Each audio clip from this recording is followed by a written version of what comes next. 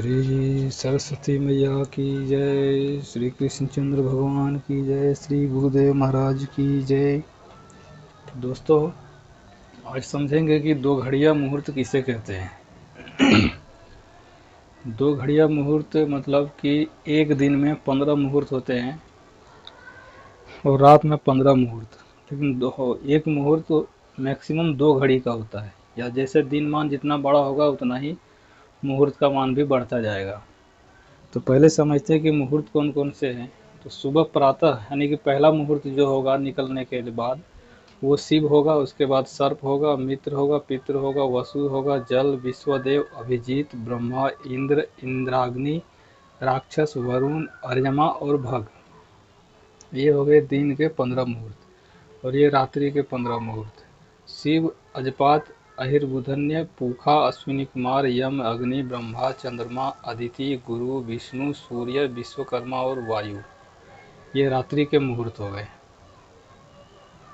अब इसको निकालना कैसे है, तो दिनमान में 15 का भाग लगा दीजिए। जो भागफल आएगा वो एक मुहूर्त का मान होगा। जैसे हम उदाहरण लेकर के देखते हैं, हमारा सूर्यास्त है आज का ही, आज दिनांक 5/4/2022 है, तो आज का ही ले लेते हैं। तो सूर्य अस्त है हमारा 6:33, यानी कि 12 6 18:33, 18:33। और सूर्योदय है 6:12, सूर्योदय है 6:12। तो इसको घटा देंगे, 3 में से 2 गया 1, 3 में से 1 गया 2, 8 में से 6 गया 2 और इधर से 1, यानी कि ये हमारा हो गया दिनमान। ये दिनमान हो गया। अब इसमें 12 का भाग लगा देंगे। 12 21 भागित 15, 15 का भाग लगाएंगे, सॉरी 15 का भाग लगाएंगे। तो यहाँ पर तो इससे कम है तो भाग तो जाएगा नहीं, तो सीधा उसका 0।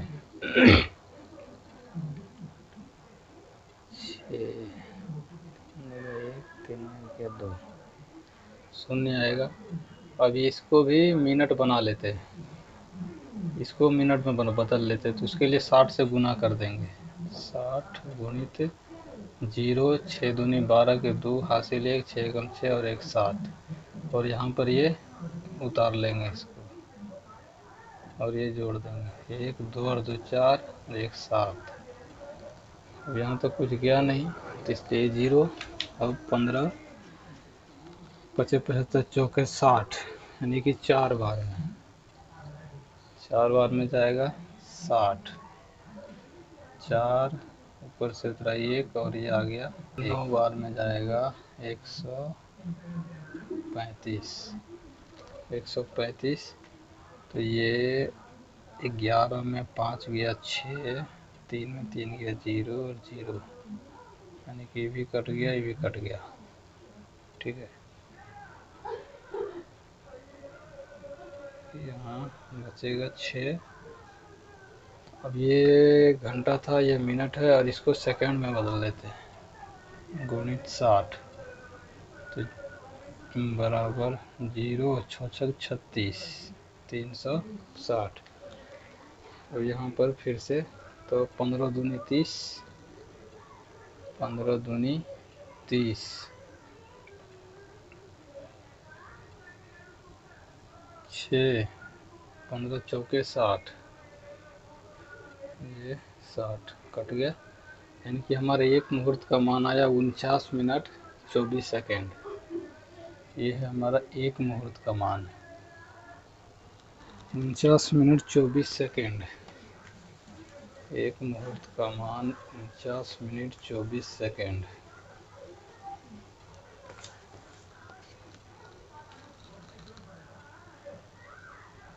एक मुहूर्त का मान 49 मिनट 24 सेकेंड था। 49 मिनट 24 सेकेंड। अब इसको सूर्योदय में जोड़ते जाना है। तो सूर्योदय है 6:12, 6:12। इसमें पहला मुहूर्त जुड़ेगा 49 मिनट 24 सेकेंड। तो 49 मिनट 24 सेकेंड ये जोड़ दिए। 24 9 2 11 के 1 हासिल 1 4 5 और 1 6 के 0 और 6 और 1 7, यानी कि ये पहला मुहूर्त हो गया। पहला मुहूर्त कौन सा है? शिव। और इसी में फिर से इसी को जोड़ दें। 4 4 8, 2 और 2 4, 9 और 1 10, 4 और 1 5 और ये 7, 7 50 48, ये दूसरा मुहूर्त, यानी कि ये सर्प। तो इसी तरह से जोड़ते चले जाएंगे तो हमारा मुहूर्त आते चला जाएगा। जैसे ये सूर्योदय हुआ तो यहाँ से चला पहला मुहूर्त, जो कि 7:01 तक रहेगा। उसके बाद दूसरा मुहूर्त प्रारंभ हो जाएगा। तो इस तरह से हम ये तो दिन का मुहूर्त निकाले थे, इसलिए हमने सूर्यास्त से सूर्योदय को घटाया। अगर रात्रि का मुहूर्त निकालना हो तो सूर्योदय से सूर्यास्त को घटाना पड़ेगा, क्योंकि रात्रिमान निकालना पड़ेगा। तो रात्रिमान निकाल के फिर उसको 15 का भाग लगा के उसके बाद में आप इसी तरह से जोड़ते चले जाएंगे तो दिन का मुहूर्त और रात्रि का मुहूर्त निकल जाएगा।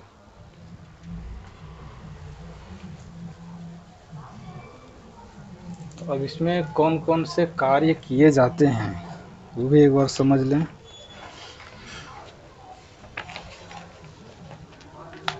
पहला मुहूर्त शिव में शनिवार को छोड़कर और बाकी का दिन ले सकते हैं। उसमें कार्य होगा जैसे युद्ध, बंधन, छेदन, मारण, विष, किसी से संधि करना हो तो अग्नि कार्य से संबंधित कार्य, विद्या आदि, क्रूर एवं उच्चाटन कार्य किए जा सकते हैं शिव मुहूर्त में।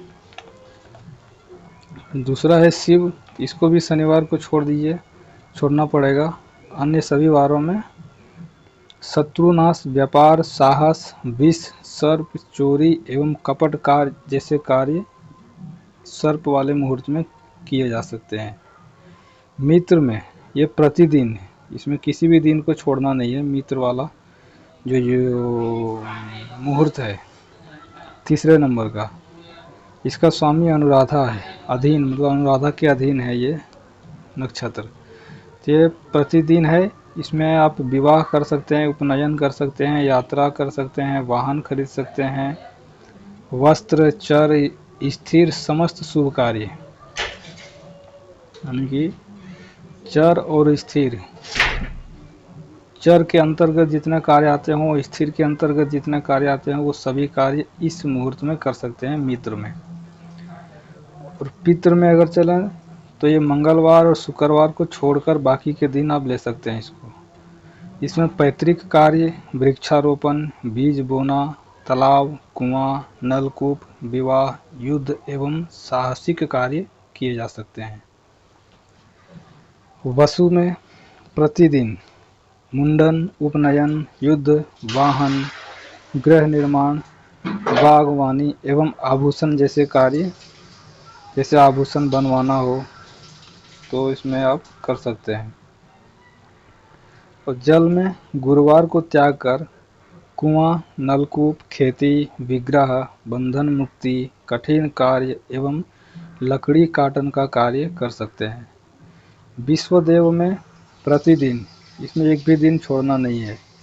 देव स्थापना, गृह निर्माण, पौष्टिक कार्य, शिल्प कर्म, मांगलिक कार्य, उपनयन, कला कार्य, शांति कर्म ऐसे कर सकते हैं।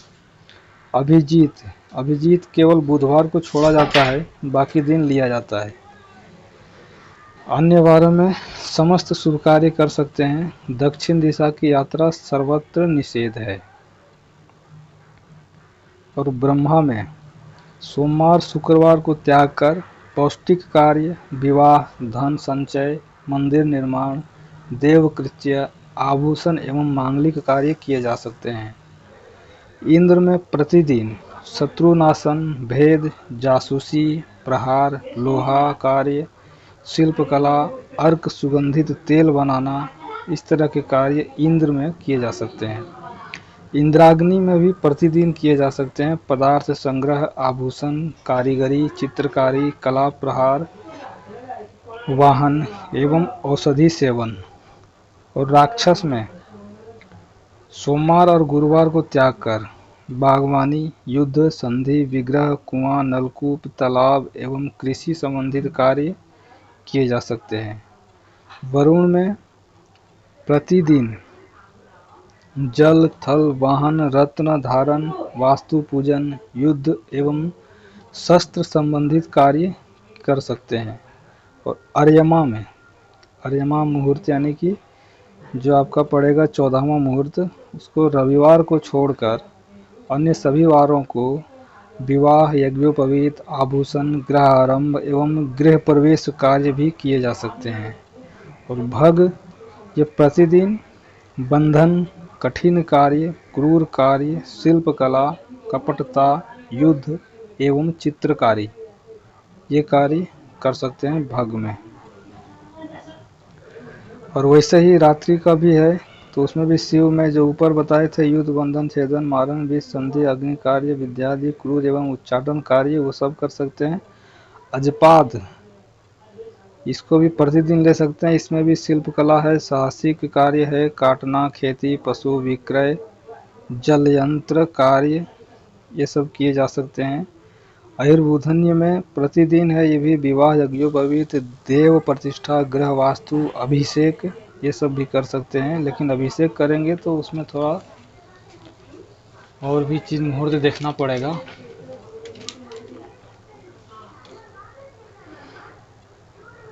और पूखा में है प्रतिदिन गृह प्रवेश, देव मंदिर, आभूषण, विवाह, यज्ञोपवीत, जल व स्थल संबंधित समस्त कार्य।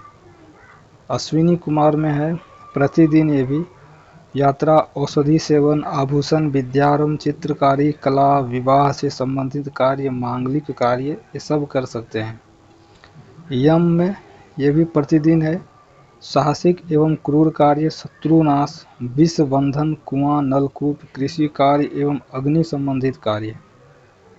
और अग्नि में है मंगलवार को त्याग कर सभा, साहस, अग्नि ग्रहण, शत्रुनाश, विवाद, लोहा एवं मणि संबंधित कार्य कर सकते हैं। ब्रह्मा मुहूर्त में है ब्रह्मा, सोमवार शुक्रवार को त्याग कर पौष्टिक कार्य, विवाह, धन संचय, मंदिर निर्माण, देवकृत्य, आभूषण एवं मांगलिक कार्य कर सकते हैं। और चंद्रमा, इसमें प्रतिदिन विवाह, यज्ञोपवीत, यात्रा, देव प्रतिष्ठा, वास्तु क्रय, वास्तु कार्य एवं कृषि कार्य। अदिति में इसी तरह है प्रतिदिन शांति, अनुष्ठान, पुष्टता, यात्रा, आभूषण, गृह, व्रत आदि, वाहन, कृषि, विद्यारंभ। गुरु में प्रतिदिन है ये भी चर, स्थिर, शांति, पुष्टता, विवाह को छोड़कर अन्य उत्सव कार्य कर सकते हैं। यानी कि जो चर, स्थिर, शांति, पुष्टता ऐसे कार्य जो हैं और विवाह को छोड़कर अन्य उत्सव वाले कार्य कर सकते हैं। विष्णु, ये भी प्रतिदिन देव प्रतिष्ठा, ग्रह वास्तु, पृष्ठता, कारीगरी, मांगलिक कार्य, यज्ञोपवीत, चित्र एवं शांति अनुष्ठान कर सकते हैं।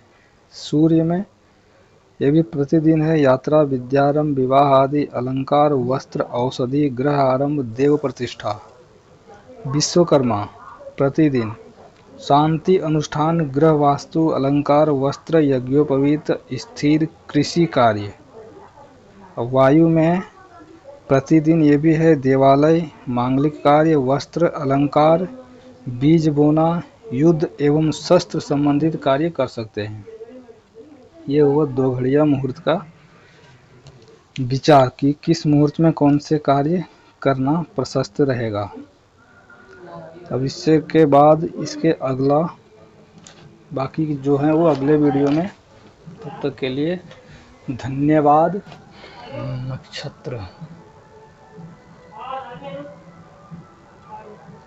नक्षत्र प्रकरण, यहाँ से नक्षत्र प्रकरण शुरू करते हैं। तो नक्षत्र किसे कहते हैं? नक्षत्र कहते हैं तारों के समूह को, और तारों के समूह से जो बनने वाले आकृति अनुसार नक्षत्रों का नामकरण किया गया है। तो हमारे नक्षत्र जो हैं वो 27 हैं, और एक 28वां नक्षत्र है जिसको अभिजीत नक्षत्र कहते हैं। तो नक्षत्र होते हैं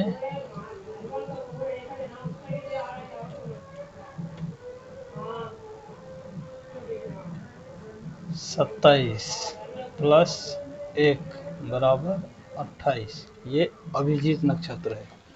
तो अभिजीत नक्षत्र कहाँ से कहाँ तक है? तो उत्तराषाढ़ा का चौथा चरण और श्रवण का 15वां भाग, ये मिला करके अभिजीत नक्षत्र बनता है। जैसे ये ले लीजिए, ये हो गया पथ जहाँ पर नक्षत्रों का भ्रमण रहता है। इसको काट लेते हैं बराबर भागों में, 4, ये भी 4 हो गया, ये भी 4 हो गया, यानी कि ये चरण है। ठीक है, ये है उत्तराषाढ़ा, यहाँ से उत्तराषाढ़ा, यानी कि एक चरण, दूसरा, तीसरा, फिर चौथा, फिर यहाँ से शुरू होगा 1 2 3 4, ये आएगा श्रवण में। श्रवण में तो अभिजीत का मान जो है वो यहाँ से यहाँ तक है। ये इस तरह से दिखेगा, अगर आसमान साकार आकाश में अगर देखेंगे तो ऐसे करके ये दिखता है। तो ये है उत्तराषाढ़ा का चौथा चरण, और ये श्रवण का पहला चरण के अंदर में आता है अभिजीत। ये अभिजीत है। तो यहाँ तक तो समझ में आ गया होगा। अब